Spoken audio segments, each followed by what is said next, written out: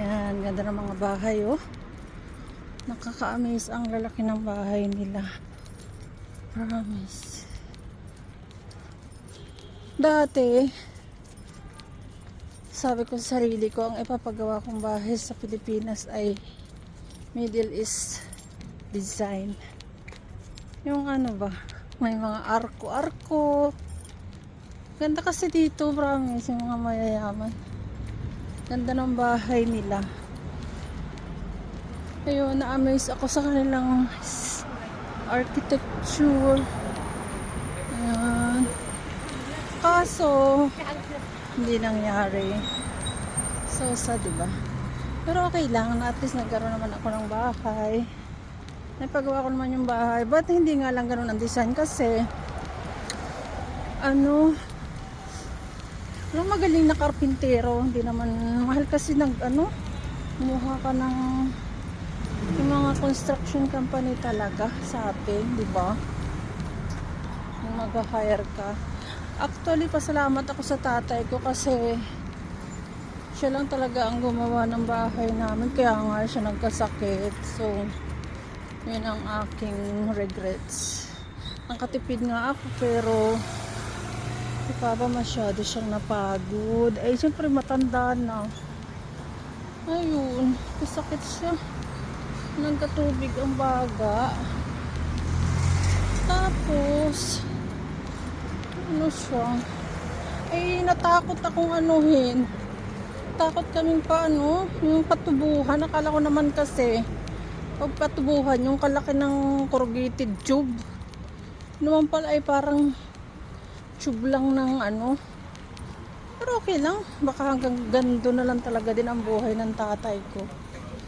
Kaya yun. Nag-pass away siya July 2024. Lately lang. Ayun. So sad pero okay lang. Maganda yun. Ang gaganda ng bahay nila dito. Lalakad lang ako kasi dito. Yun. Gusto mag-exercise. Kakalungkot lang kasi alam mo ba, isa sa mga inspirasyon ko ang tatay ko. Kasi talagang siya yung kumustahin ka everyday. Kumusta ka na, Emil? Tsaka si mama syempre. Yan ang mga bahay yan. Aside sa baby ko, syempre sa kids ko, my mother and father. Anong iba. Alam mo, just this time ko na nga lang na-realize na mas mahalaga kaysa sa asawa. Promise. Hindi ko na nga kailangan ng asawa eh. Kaya pagka may mga struggle sa relasyon at tatakot-takutin ka ng hiwalay, what the fuck? Sa unang kinaya ko eh.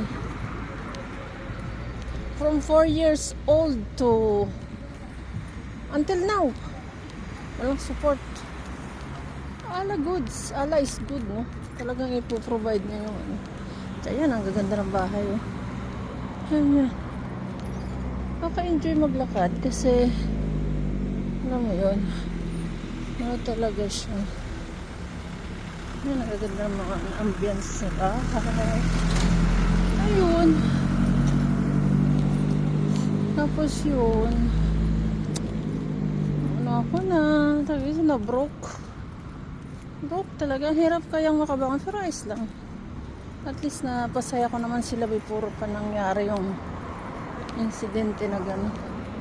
So now, ang kailangan kong pasayahin ay ang aking mother. Kasi nag-iisa na lang siya. At saka yung ito, tandaan na din si mama, na siya 69. Naka 69 lang ng October 7.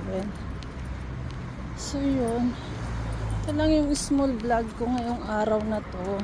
Actually na ngayon 7 o'clock na yan. Sarap ayan ang sasakyan ko. Hindi ako nagdamit ng sasakyan kasi mas gusto kong maglakad, mag-alis ng stress sa buhay. Nakaka-stress, maraming bayaran. Pero walang pera. Siya, hanggang dito na lang ang aking mini vlog for today, guys. Thank you so much.